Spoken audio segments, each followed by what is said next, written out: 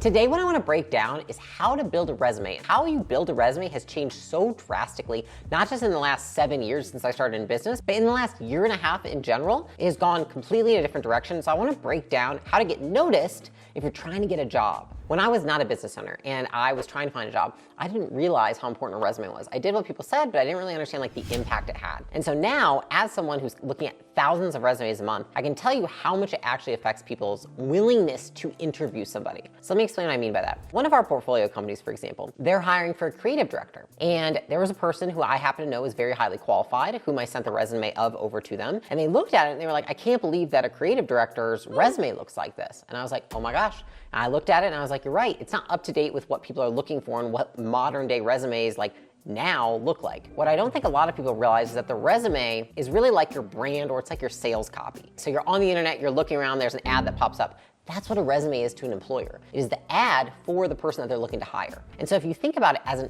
advertisement of yourself, I feel like that's much more useful rather than thinking like my resume with my work experience. It is actually an advertisement of your skills as an employee to advertise to the potential job that you want. The purpose of a resume is to capture the attention of your potential employer. It is also to show your future employer that your skills and experience are a match for the job you are applying for. Third, is to make a lasting impression. Not just can you do the job, but are you good at communicating your talents and abilities to the marketplace? So that being said, I have 5 steps to how to write a proper resume to actually get noticed for a job that you want to get. So the first step to writing a resume is understanding that you want to have a personal brand included in your resume. Okay, so if you look at a lot of resumes nowadays, what they start with is who someone is and what they do. And they typically have almost like a mission statement of that person in general. So let me give you some examples of some good ones that I've seen recently. Web developer with extensive experience in wireframing and coding interactive websites and mobile apps for startup world with a number of remote teams,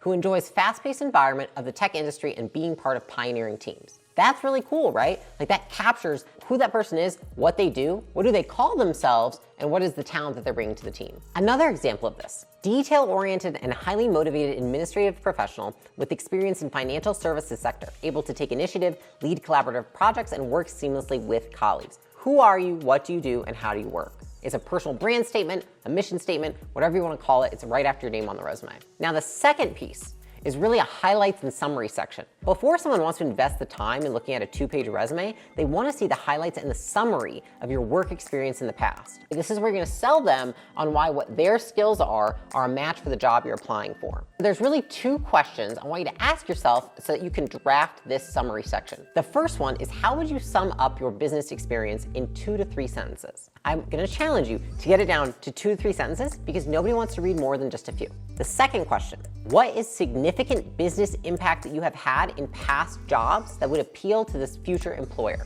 Let me give you some examples. Self-motivated and cheerful customer service professional with 2+ years of experience helping customers navigate websites and resolving product service issues. In last role, received a 98.9% positive ratings where customer retention for my regular call-ins was 25% above the company average. Not only are you saying what you're going to do for that company, but you're also backing it up with evidence from your past experiences. For me as an employer, when I see somebody and they're literally putting the stats of how they've improved and what they had at their prior roles, I'm impressed. A lot of people can't even quantify what they've done. They can say it, they can be like, oh, I made customer service better. But I'm like, well, where's the evidence that you made customer service better? And that's what people are really looking for, so they're looking for the evidence. Now, the third section that you're gonna have in your resume, after you have the summary and the highlights, is you're gonna have your core strengths and skills section. This one is a pretty easy one. What you're gonna do is you're gonna write out all the skills and strengths that you currently have. That's gonna be one column you're gonna write, and this is just a draft. Now on the other column, what you're gonna do is you're going to look up the job that you're applying for, and you're gonna write down all the skills and strengths needed for that role. And then what you're gonna do is you're gonna look at the ones that you have in common between the two, and you're gonna pick out 10, 15 at most, but I encourage you to do just 10 of where they overlap. And that's what you're gonna put as your core competencies on your resume. I'll give you some examples because I think a lot of the time people get really broad. They're like, well, I'm loyal and I'm trustworthy and I have good communication. Nobody gives a shit. And they also don't know what that means. And so you have to get specific. And if you notice, job descriptions themselves are getting more specific, as should core competencies and strengths that we include in our resumes. And so I'll give you 3 that I thought were really good for a certain position. 1, assessing needs of the customer. That is specific. It's also a skill. Second, product innovation and design.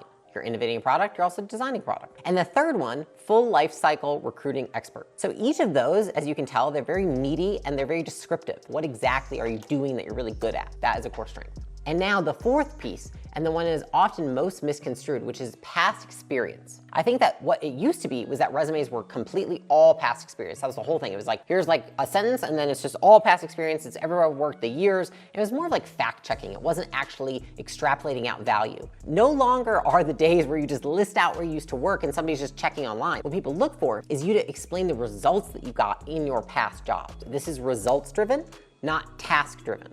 Talk about the results that you drove through your actions. Here's a really good one that I found on a resume. Reduce logo churn from 12% to 8%, adding about $3,000 in LTV per account.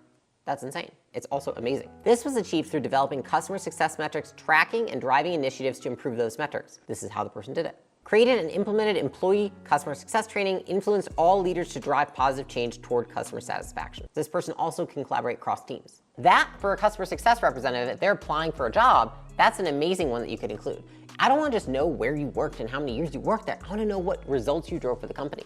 And then the last piece is just gonna be education, training, and credentials. So this is essentially the evidence or like the hard facts of the training you have, the formal education that you have that would support your skills to do the job. And we're not all gonna have as much as some others. Some people learn more in the job than they do through formal training, and that's okay. Just list what you have. And so this would be anything from certifications, licenses, trainings, speeches, or programs, as well as like nonprofit work you've done or volunteer work. And that's all the stuff you're gonna list under your credentials, right? LinkedIn actually has a certification prep course where you can literally train to get certified through LinkedIn for certain certifications that are common in the workplace. And it has continued education courses from multiple industries that you can take and then you can immediately put on your resume. So you can provide that evidence for your future employer. If you see the general theme is that resumes have moved from being a fact-checking, I worked here, I'm gonna call the place and make sure they work there and they're not lying to me, to provide the results that you've driven other companies. Because even if you have the same skill set as somebody, if you can write a resume in which you drive results and you show and you can quantify those results to a future employer, you are much more likely to get the interview, to get the job, to be taken more seriously than the person who doesn't do that.